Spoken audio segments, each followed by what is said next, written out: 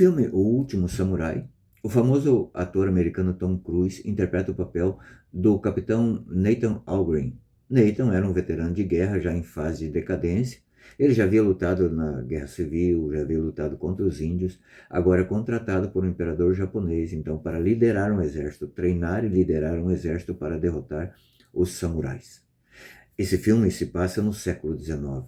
O capitão então treina seu exército, mas na primeira batalha contra os samurais, eles perderam vergonhosamente. Por quê? Porque o inimigo soube usar as forças da natureza, soube usar daquela neblina, né, que tirou a visão deles, né, e assim não revelando a posição do inimigo, e eles foram destruídos. Essa é a nossa realidade espiritual. Cada vez que nós pecamos, vai gerando uma névoa espiritual e nós não vemos a realidade. E nós não vemos a posição do inimigo que está fazendo de tudo para que nós percamos a batalha. Esse é o alerta de Jesus para nós hoje, nessa passagem que está no livro de São Lucas, capítulo 12, que diz assim: quando vós vedes levantar-se uma nuvem no poente, logo dizeis, aí vem chuva, e assim sucede. Quando sentis soprar o vento do sul, dizeis, haverá calor, e assim sucede. Hipócritas, sabeis distinguir os aspectos da terra e do céu. Como, pois, não sabeis reconhecer o tempo presente? E por que não discernis também por vós mesmos o que é justo? Jesus aqui está chamando a atenção dos judeus, né? Que tinham todo o conhecimento natural, digamos assim, da natureza. Eles eram pessoas sábias. Jesus está dizendo aqui que elas eram pessoas sábias. Porém, eles não souberam interpretar o advento de Jesus. Porque eles, como pessoas sábias, sabiam das profecias, sabiam de que viria o Salvador, mas não reconheceram. E é assim que acontece conosco também. Se pesquisarmos rapidamente, veremos que existem vários casos de casas antigas, né, que o proprietário vai reformar e no fundo ali vê, né, obras maravilhosas, afrescos maravilhosos que estavam cobertas pela sujeira, né, pela uma camada de sujeira. É assim que o inimigo faz conosco. Ele nos impede de ver a realidade espiritual. Ele arma o laço, né, e faz com que a gente caia. Então, a nossa visão limitada, por conta do nosso pecado, faz com que a gente veja só aqui agora, que nós tenhamos uma visão imanentista. Nós não conseguimos olhar para cima. É por isso que o porco que vive na lama não consegue olhar para cima. A sua coluna cervical, ela não consegue dobrar o pescoço. Quebra o pescoço, mas não dobra.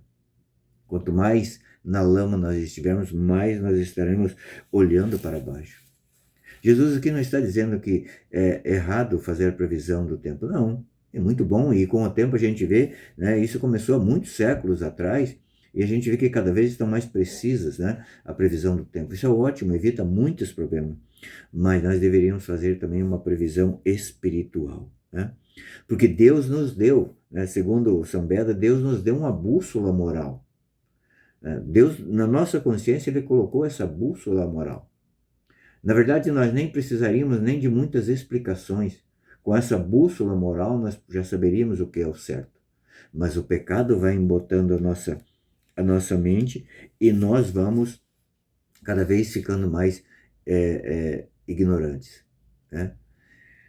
E aqui, na segunda parte do Evangelho, Jesus vai falar: quando, pois, fores com teu adversário ao magistrado, faz o possível para te livrares dele no caminho, para que não suceda que te leve ao juiz, e o juiz te entregue ao oficial de justiça, e que o oficial de justiça te meta na cadeia. Digo-te, não sairás de lá enquanto não pagues o último centavo, o último cetil. Jesus mostra aqui a realidade nos nossos dias de hoje de uma audiência de conciliação. E mostra que o tempo da conciliação é agora. Esse é o tempo. Nós estamos vivendo uma audiência de conciliação. Nós temos um inimigo que está constantemente nos acusando diante de Deus. A palavra atesta isso. No livro do Apocalipse, capítulo 12, lá está. O inimigo está constantemente nos acusando. Agora é o tempo da conciliação. Agora é o tempo de nós buscarmos mesmo, e São Tomás de Aquino vai dizer que se nós não tivermos dinheiro, é necessário que a gente busque dinheiro emprestado para pagar. Como é que a gente vai buscar esse dinheiro emprestado? A igreja é mãe. A igreja nos dá oportunidades, né, de a gente pagar as penas dos nossos pecados aqui na terra, através da caridade, através das indulgências, são tantas formas, mas é preciso buscar isso, né? E o demônio, ele sempre vai dar um jeito de fazer a gente pecar e vai, né? Como diz o ditado, dá o tapa e esconde a mão. Tem uma historinha de um monge que queria ser santo, então ele falou com o abade desse mosteiro: olha, eu quero ser santo. Aí o abade falou: beleza, então eu recomendo para você que faça um jejum de 3 dias. Primeiro dia, beleza. Segundo dia, está ele lá meditando, começou a dar uma fome, né? No segundo dia, ele, na cela dele, ele viu lá um ovo, mas causava repugnância comer aquele ovo cru. Então ele teve a ideia, tinha uma vela lá e ele assou aquele ovo na vela e depois ele foi confessar esse pecado. O abade, então, né, era um padre exorcista, cobrou o demônio: como que você fez? Não deu 3 dias de folga para esse menino? Né? Levou ele ao pecado. O demônio falou: eu nem sabia que dava para assar ovo numa vela. O demônio faz assim. Ele nos incita ao pecado e depois ele cai fora. Ele se gloria diante de Deus quando ele consegue nos fazer pecar. Que nós hoje prestemos atenção, que a nossa visão espiritual esteja aguçada. Deus te abençoe.